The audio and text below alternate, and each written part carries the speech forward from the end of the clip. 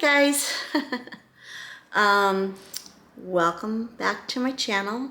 This is Too Cute for Cancer. My name is Jody, and for those of you who are not following me or maybe new to my channel and just stopping by to take a look-see, I have been living with stage 4 metastatic breast cancer for the last 9 years. I have been battling cancer on and off for the last 20 plus years now, a little bit over 20 now.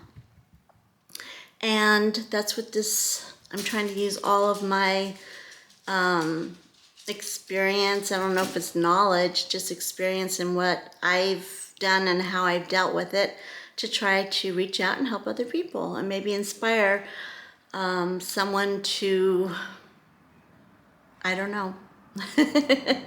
So today's subject is one that was very hard for me to put together.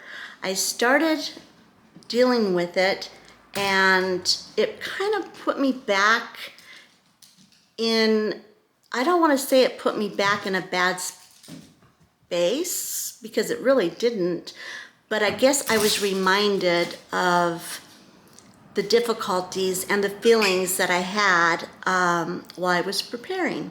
I did a lot of research, I did a lot of reading, and then I went back over my journals from the last 20 years.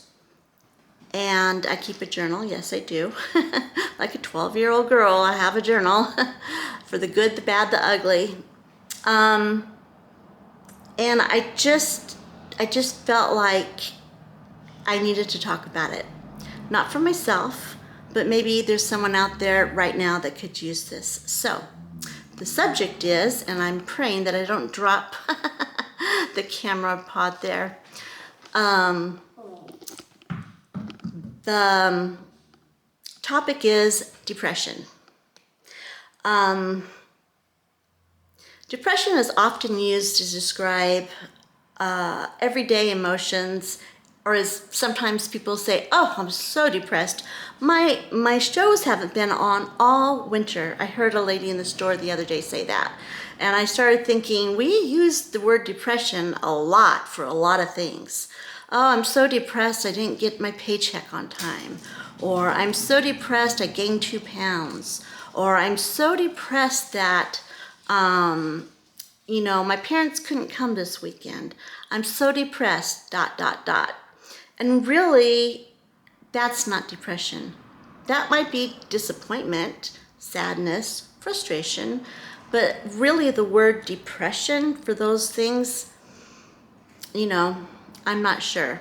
I'm not a doctor, let me just tell you. I'm not a psychiatrist. I'm not a marriage family counselor. My dad is, but I did not inherit all of his wisdom.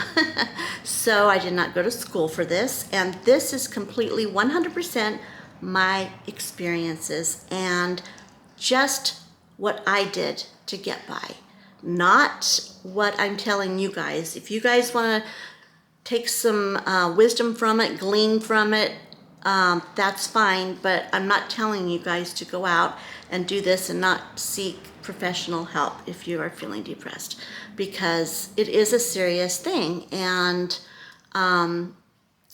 I think people don't take it as serious because we use it in such a light manner, like the description I just gave you.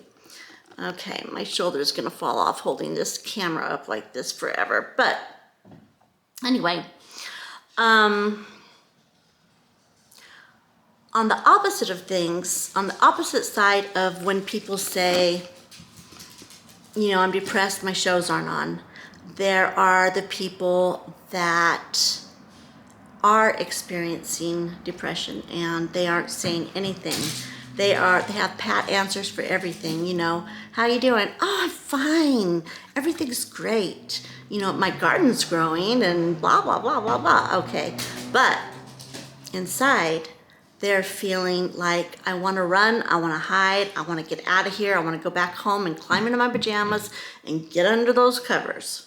So there's two sides, two pendulum, is that it? The one that goes back and forth, you know? We need to find somewhere in the middle, I think, on when we talk about depression. So I am going to just completely give you my story, my times of depression. Like for example, sometimes people, sometimes people don't realize that they're depressed. They think they're tired. Sometimes it's fatigue. They're like, I'm not depressed. I've just been tired lately. I don't know what's wrong. Maybe not sleeping, maybe losing weight, not interested in eating, or opposite, eating everything in sight and not having much self-control. So those are all like red flags of, and I think we mostly know, those are red flags of depression. So anyway, as I said, I'm not a professional. This information is 100% based on my own personal observation and experience. So, I'm just gonna kind of go back in time with you guys to my first bout with depression. And I have never been the type of personality that is like depressed. I've always been kind of like, let's work through it. Let's figure this out. I'm going to fall on my knees. I'm going to pray to God. I'm going to get through this. It's always been that way for me. And I can honestly say I don't feel like I've ever been like clinically depressed or really seriously depressed at all until my son died. And I've had people say, you were a rock. I can't believe when he died. I mean, you went back to work, you were taking care of the kids, you were singing on the worship team, you were doing all these things. But guess what? I was still very depressed. And I masked it, not because I was trying to hide anything, but because I had 3 other children. I had to get up, I had to go. And I'm thankful that I had to get to work. I had to feed these little 3 munchkins that I had left, because if not, I would have been under the covers most days, I can tell you. So I think that because I had to do these things, that my time of depression was kind of worked through naturally. And I don't know if that's even a possibility, but that's how it worked out for me. But it didn't go away. It was always kind of, I think it was a deep sadness that was always in the back of my heart, my mind, that I couldn't, sometimes I couldn't understand why I didn't want to do a family event, or I couldn't understand why some topics at church bothered me more than others. And it was that lingering depression that was back, in the back of my mind. So the second time, well, actually, the second time and the first time all happened at the same time, is when I was diagnosed with cancer. I kind of, again, could not stop. I had to keep going. I had to do treatments, I had to work, I had to take care of my 3 kids. And so again, that sad feeling, that depressive state, was worked through naturally, because I had to get up, I had to go to work, I had to feed the kids, I had to get to radiation, I had to get to chemo, I had to deal. I could not sit home and think about anything. I just had to keep moving. And so, because of those 2 really difficult times in my life, when I could have really given in to the depression, seriously, it was a blessing that I had to keep busy and I had people depending on me. So now fast forward, years of cancer and diagnoses, and kids coming along and grandkids coming along. I can say my life has been pretty busy, but it has slowed down. Being sick, I've had to not work as much because I've got so sick I can't work. I haven't been able to do the things that helped me get through in the beginning. So I think that the depression started sinking in, I guess, and I started like since I didn't feel good, I didn't want to push myself. I didn't want to get out of bed. It's just like, forget it, I'm just going to stay here. I'm sick anyway, why not, It's like, so some days I can honestly say I stayed in bed because I was sad and not because I was in so much pain I couldn't get out of bed. And some days I don't even think I thought it through. It's just the way it happened. So there's that. And then there's been times lately where I have felt a heavy feeling of just, I don't know, like a lack of desire to do the normal things. And I know they say that is one of the symptoms and stuff. So since I didn't have people to depend on me and kind of force me out of my, force me forward, I guess, I started having to put a plan together for myself. And I did. I sat down and I started journaling about it and facing it and not ignoring it. And these are the tips that I came up with. And I think that I'm going to try to move a little bit so I can put my arm up a little bit so it doesn't fall off.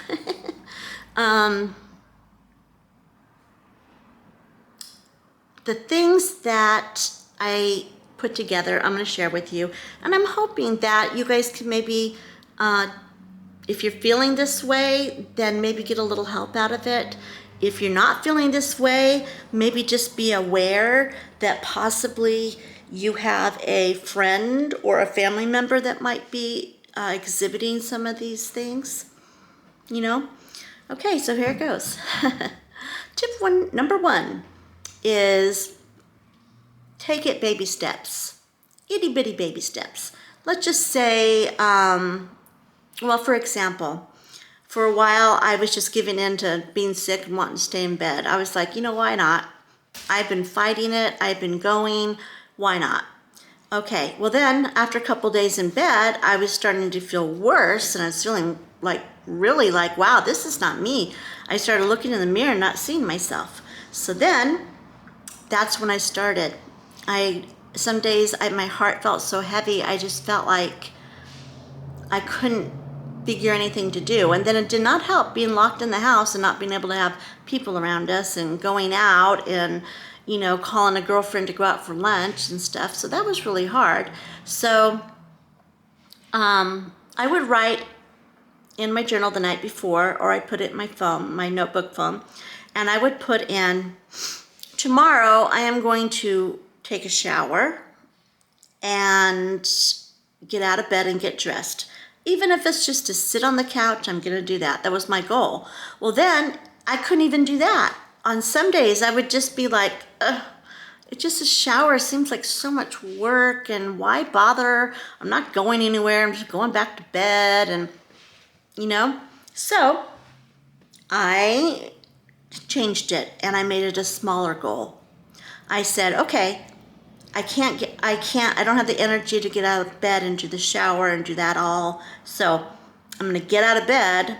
I'm going to wash my face, brush my teeth, and put clothes on, not take a shower, and I'm going to sit down on the couch for at least 2 hours. So I would make the goal more doable, and I know, smelly me, my poor husband, right? And it didn't happen a lot. It just, when it did, when it seemed like whatever it was that I set for myself was too much, then I just allowed myself, gave myself permission to lower the bar a little bit. So then all of a sudden I would get up for a couple of hours and I would start feeling better. And I'd think, I need to get in the shower. So then I'd take a shower. Some days I would make it 2 hours and get right back in bed because I couldn't handle it. I just was like, I don't care. I don't know. I feel so sad. I just want to get back in bed again. There were those days. So that was tip 1, is make a small baby goal. It could be maybe just as much as getting out of bed and washing your face and going back to bed. I mean, there are days that can be that bad. So that's tip number 1. The second thing is to give yourself permission not to be successful at your goals that you set. Because sometimes, you set a goal and you have all the intentions in the world of doing it, and it makes you feel worse when you can't do it. So what I came up with is I would put a list of things that I used to love to do.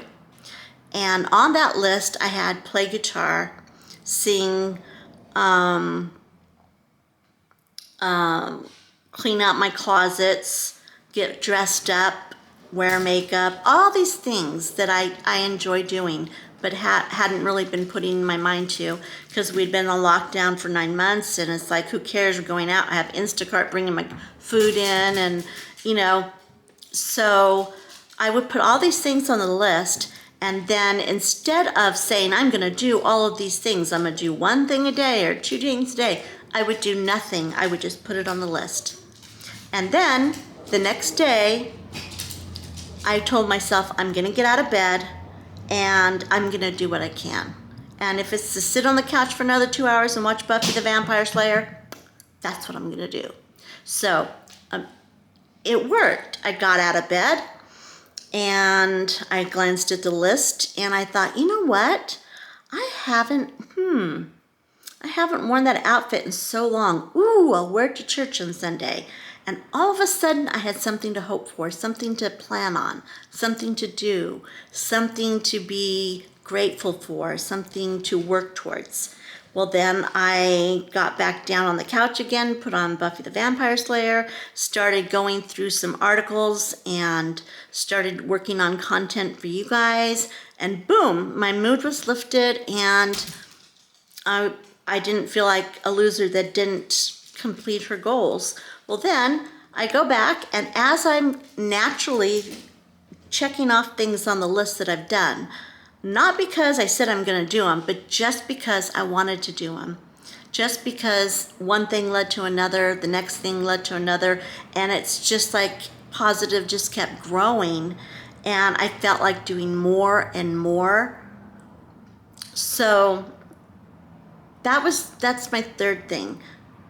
Just make a list of things you enjoy, and maybe it's not even things you need to do. I mean, that's a good thing too. Can't run away from the dishes too long.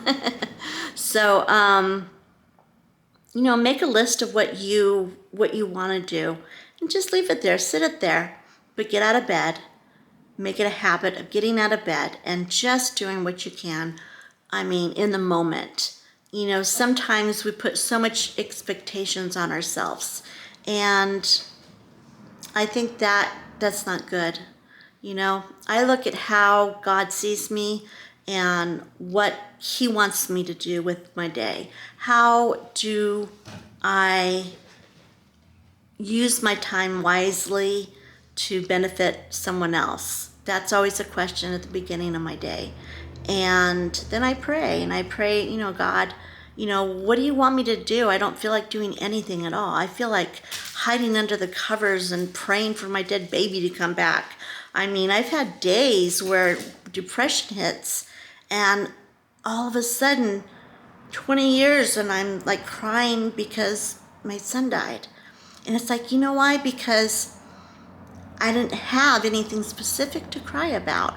So that's the one thing that was valid in my life that I could cry about. And that's okay. And what I did is I set a timer. I set it 5 minutes.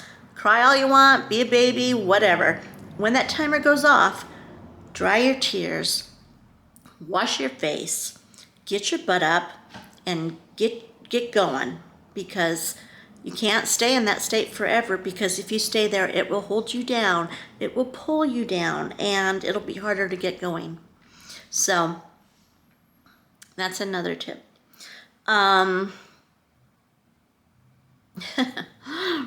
One thing that I find doesn't really work so much right now with COVID, although it could, I guess. You could have a FaceTime date or whatever, but tell somebody, talk to somebody. Tell somebody, I'm having a hard day. I am struggling with depression, or I'm struggling with sadness. I am struggling with wanting to get out of bed in the morning. And tell them, you know what? I'll meet you to go walk at 10 o'clock, or I'll meet you to go for lunch or whatever. And then you have someone to be accountable to. And when you have someone to be accountable to, and you have to get up and you have to go, you have to do, it really does help, because I find myself, I will do anything for my family. I will do anything for my friends. Things that I wouldn't naturally do for myself, I will do them in a heartbeat if my children ask me. So plan something. Give yourself someone to be with, to do with. Maybe just plan a FaceTime. That makes, since we can't go out and always meet the way we want to, although right now we're opening up and we've been going out to lunch after church and it's been awesome. So I believe that now we can actually go back to a little bit normal with that. And the last thing that I think I do, and I know it's a prayer, that Serenity Prayer thing. I don't know it. I don't know the whole thing, but I do know the part that says, God grant me the grace to, or I guess not accept the things, to accept the things I cannot change, and the wisdom to know the difference. And I know there's a lot more to it. I apologize for anybody that I put your favorite prayer, but the thought is right. It's I don't know, it's like you know that certain things you can't change. For example, I was having a really, really hard time in the beginning of the COVID lockdowns. I wasn't seeing my grandkids. We were being abundantly careful because of me having cancer, and isolation does not do well for me. Being away from my family does not do well for me. So, yeah, I was just really struggling. So at that time, that's a perfect example. You have to know you can't change. You can't change the COVID. You can't change how things are going down. You can't change your community in that way. So you need to just accept it and stop moaning about it. And maybe set your timer for a 5-minute good cry and then turn it off, and then try to do something good with the time that we have. Like what I did was redo my closets and reorganize things, and got a lot done. So it turned out to be a positive and not, a completely negative thing in my life. So anyway, that is how I have dealt with my depression, my bouts of depression. Now, there is one time in my life that I could not get past the feeling of sadness, and that was many years ago. And I haven't talked about it And I don't know if I will. I just, I just, I don't think that unless somebody needs to hear it, I usually don't talk about it. But many years ago, when my kids were little, my son Raymond was 4, and my son Ryan was 2.5. I was attacked in my home, and brutally attacked. So after that event, I came through it. It was a rough time, and I came through it physically. I lived, I'm okay, and I was grateful, and I went right back to living after an extended hospital stay. But during that time, I couldn't make a goal. I couldn't get out of bed. I couldn't take care of my kids. And at that time, that's clinical. That is a clinical depression. And they explained it to me as being when you go through trauma, something that traumatic, physically trauma, that you change the hormones and the chemicals in your brain actually physically change. And so sometimes even after the event's done and you've gone through the steps of healing, the emotions that are, or the stuff that is triggered, the chemicals that are triggered in your brain need help. And so for the first time, and I swore I would never go on antidepressants. I was completely 100% against them. I felt like all I needed to do was pray and get right with Jesus, and he would take care of it. And you know what? I learned a lesson, because he did take care of it. He gave me a wonderful doctor that gave me a wonderful little pill. And I don't even remember what it was called, but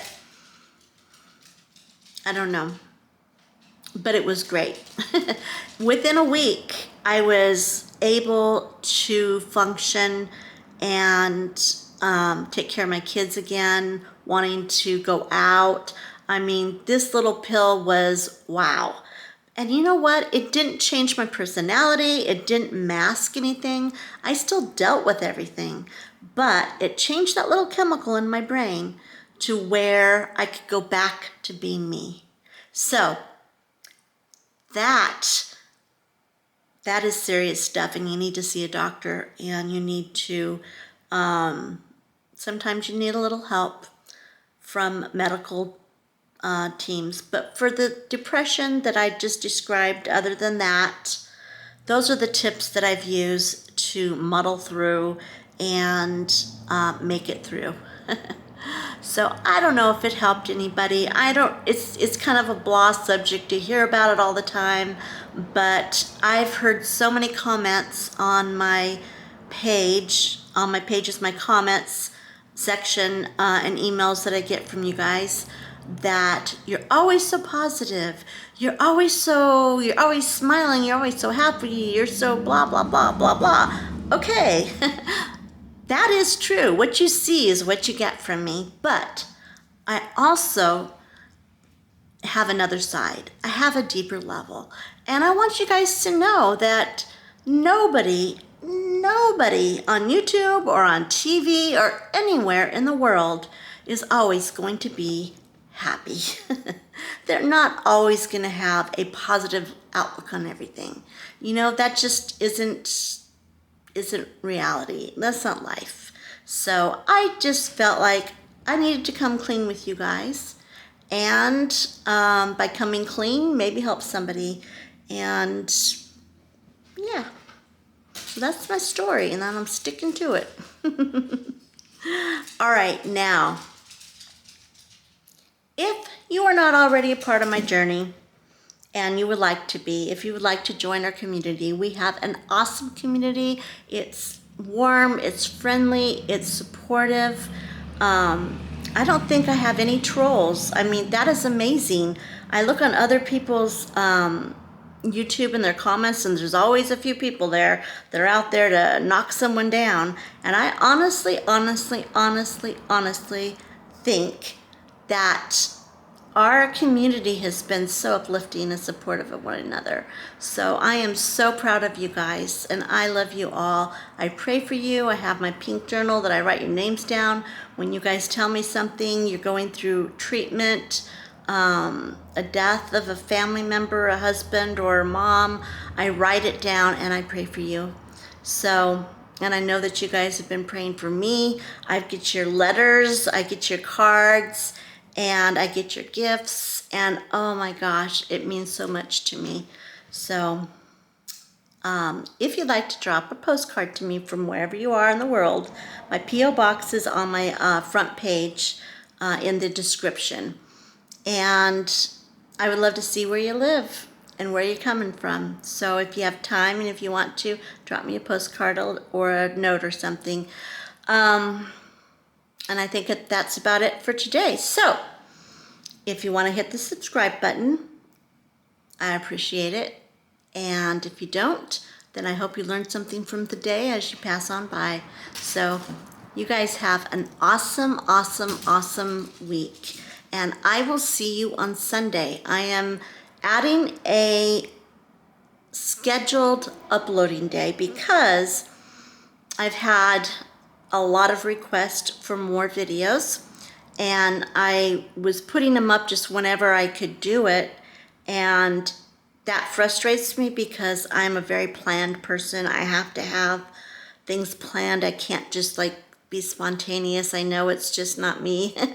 So I think that's why I have a hard time vlogging, because it's more spontaneous. So anyway, I am doing Wednesdays as always. The video will come out by 2 o'clock on Wednesdays, and no later than 4. That's the goal. And on Sundays, it'll come out at 6 p.m.